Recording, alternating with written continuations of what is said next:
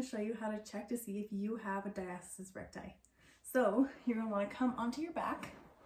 What we're going to do is take the measurement of the distance and the firmness between our two ab muscles, those two rectus abdominal muscles, which this is called the linea alba, is that space between, the connective tissue between there. So what we're going to do to start out is first, you're just going to lift your head barely off the ground.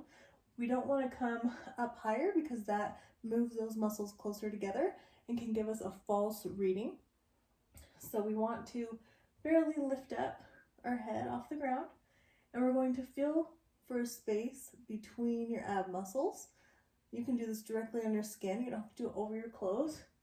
When you find that separation, I want you to take note of the width. So first, we're going to start at our belly button.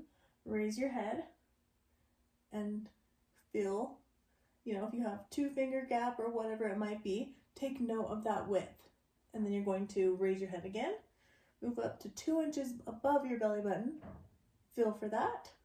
And the same thing 2 inches below your belly button. And you'll make note of that width. And then we're going to do the same thing, and we're going to pay attention to how far your fingers can sink in to that gap. You can measure that in knuckles. So go ahead and bring your head up. You can push down. Feel how far you can sink in. Start at your belly button. Take that note of that measurement. Come up to 2 inches above your belly button. Take note of that measurement. And then come down 2 inches below your belly button and take note of that measurement. So that is all when your core, your deep core, your transverse abdominals are not engaged. Do that one first. After that, we will take the same measurements but with our core engaged. So go ahead and inhale, exhale, zip up through that core and come on up. Feel to see if there's a difference there.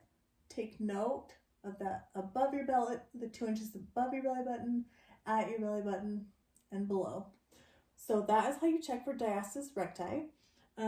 Anything 2.5 fingers or larger is considered abnormal. Also, we don't want to be able to sink in to our core, so we should have a nice firm linea alba there, firm tissue. If you don't, then that is also considered a diastasis recti. So it's not just about the size of the gap, it's also about the depth, which actually the depth is probably more important than the width. It tells us more about how the tension of that linea alba is doing. So what I like to do, I'm currently working on healing my diastasis. I have a note in my phone, and I just every few months take a new measurement and take note of that. Above belly button, 2 fingers, core not engaged.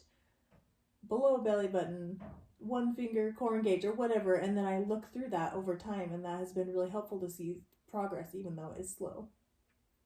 I hope that this was helpful for you today. If you have any questions, feel free to post them below. Subscribe to my channel so you never miss a thing, and also come join me on Instagram. I'm over there at Small Simple Strong, and I would love to have you come over and ask me questions, send me a message, and let me know what your questions are. I'm happy to make videos based on whatever questions you have. I will see you over there.